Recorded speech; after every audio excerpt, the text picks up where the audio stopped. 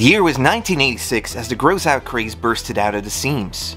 Leading the gross-out revolution was Garbage Pail Kids and Madballs. Strangely horrific sculpted balls with a crazy backstory that will leave a lasting impact on the toy market. But for every Dr. Jekyll, there's a Mr. Hyde, and in Madballs' case, there's a ton of Hydes bouncing their way into Mom's wallet. In this Let's Retro Geek Out, we're sneaking a peek at all the knockoffs and bootlegs AmToy had to deal with. They're almost here! Let's go! So be sure to subscribe for more 80s and 90s toy videos, and let's strap in for some toy history.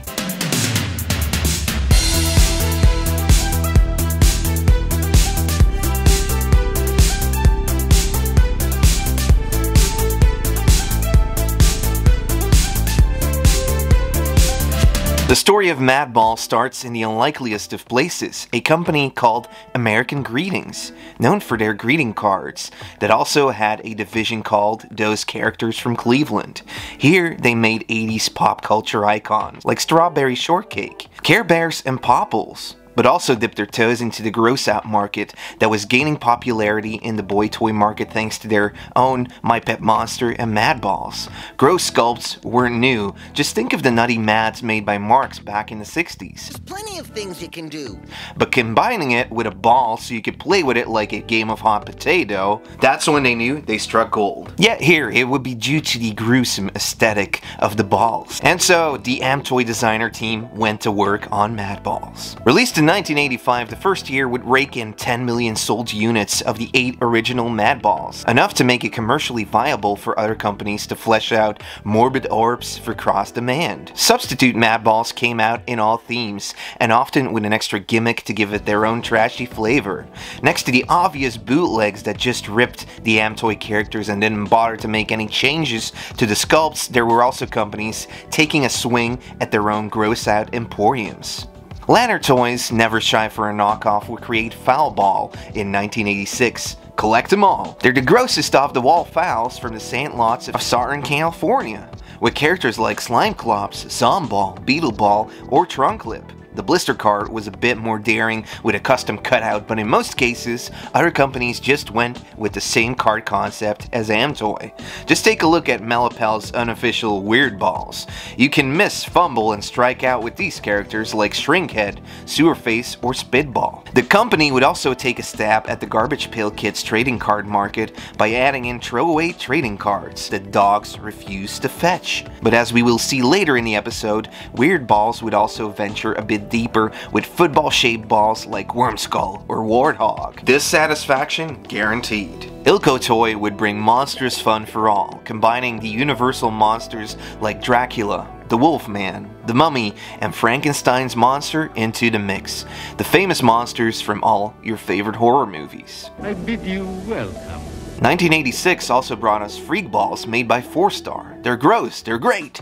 Throw one to a friend and they'll scream, "What a freak ball." With characters' names like Brains or Deadeye, it all seems a bit rushed. Even the sculpting is not that great compared to other knockoffs. But they'd also venture into Super Madballs territory. That's right, in order to expand the Madballs line, AmToy turned to life-size soccer, football, and basketball Madballs. Freak Balls would do the same with football-sized monstrosities like Skullgore or Alter Ego, a gruesome double-headed Siamese knockoff masterpiece. But beware, there's more. Wacki Balls. Touch them if you dare, and if you dare, you'll want to touch them all. From beyond the universe of the dying planet of Grotesca comes the invasion of the Wacki Balls. Frightening fun with freaky footballs and batty baseballs. The scummiest, scuzziest, wackiest faces ever found on a ball. Like Mindstein, a skulled brainiac that will even haunt your daydreams, or Stevie Slimeball, a one-eyed mummy of a slime ball to slip through your fingers. There's certain similarities in the molds with Freak Balls, and oddly some of these came in packaging indicating it was created and marketed by Walmart. Wacki Balls spook all your friends with this ghoulish gang, and if that wasn't enough, you could take home a wacky ceramic beverage mug for the ultimate gross-out drinking experience. All your favorite characters like Mudbrain or Winklewart in a mug form. Thinkway Trading Corporation came in hot with 12 flaming crazy balls that just look too much like the real Madballs. They didn't even bother for character names. games, but did switch around the card art after a while. And then there's also horror balls, alley balls, snot balls, fun balls, wacky balls, ghoulie balls, whatever balls. But what I want to know is what you would call your Madball knockoff line. Leave it in the comments down below. By the end of 1986, AmToy had successfully licensed their horror orbs to anything you could imagine, from knee pads to cartoons, comics, soaps, and even Halloween masks that would turn you into a character from the Garbage Pail Kids movie, it seems, and venturing into more toy forms like Freaky String or Madball wind-ups, which is a concept Soma would copy in their wind-up jumping monster balls. Some toy companies wanted to leave their impression on the gross-out revolution by introducing another gimmick. What's another fun thing for kids? Water guns. So LJN came up with Spitballs, which were cartoony friendly versions in the gross out genre, with quick reloads spitting water up to 18 feet. You don't just say it, you spray it. LJN's subline Entertech, known for their automatic water guns, also secured licensing deals for Freddy Spitballs, Friday the 13th, Monster Spitballs, and even Ghostbusters got a whole line of these tiny scary squirters. Or was it Leonard that came up with Spitballs? In 1986, well, Trash Head Spitballs. Another hint to Garbage Pail Kids. Collect them all. They're the grossest of the wall fouls from the country's back alley. That sounds a bit familiar. That's right, they kept the same descriptions as foul balls. But it didn't always have to be water spraying from these gruesome spheres. ERTL's Sparachi or Blurp balls had a fun gimmick where if you pressed a ball, a tiny projectile would jump out. Blurp balls. Made in 1991, Blurp balls. They make you want to blurp. With 8 characters including Boney Tossteed, Sharky Skullsquirt, or Count Have a Heart.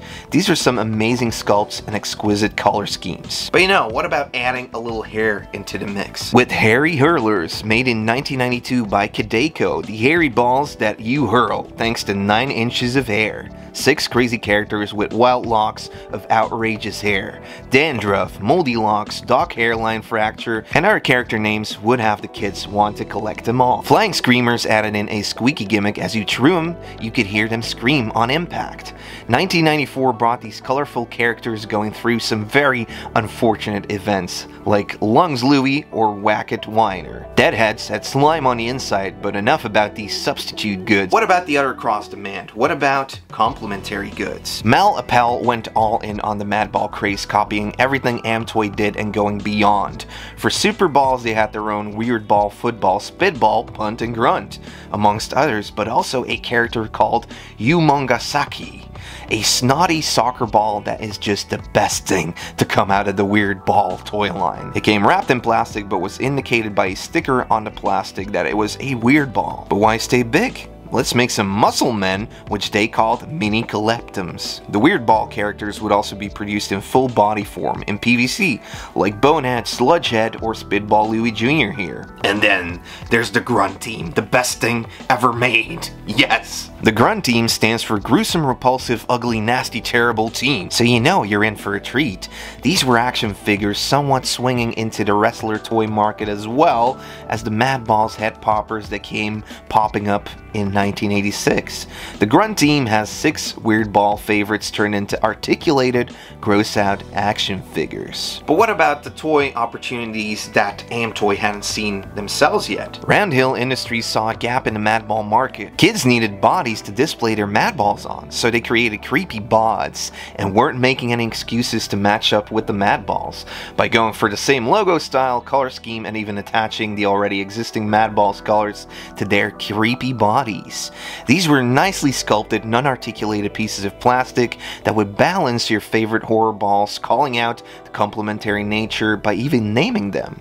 For ages 4 and up, headless bodies to display your Madballs, Weird Balls, Foul Balls, and other ball heads. While Dr. Guts is perhaps based on an RKO line, Mr. Mummy is made for wrapping things up with Dustbrain. Ooze is a dead ringer for Slobulus with the eyes poking out in the sculpt, and Stitch can stitch things up with ARG. Now you know what we're looking for. I love the detail with the rat on the back over here.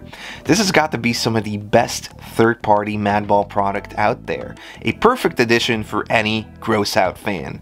It's really too bad we didn't get any more of these. Aside from throwing the Madballs to each other, you could also bat them. But would any plain wooden bat suffice? Heck no, you needed the Screaming Meanie bat, which I believe was a licensed product. Or you could get one of the many knockoff bats out there that did to bats what AmToy did to balls. Make them gruesome. Take for instance the Freak Bat that came with 2 balls, and on the back you could even store your Madballs. This purple freak monster was a combination of colorful slimy stickers with excellent sculpting. Made by Big Time back in 1999, there's also color variants and bats in different sizes, and sometimes these are also called Monster Bat. But even in the 80s they tried with the Ghoulfill Bat. This greenish ghastly sculpted bat would have come with a ball attached on some cardboard.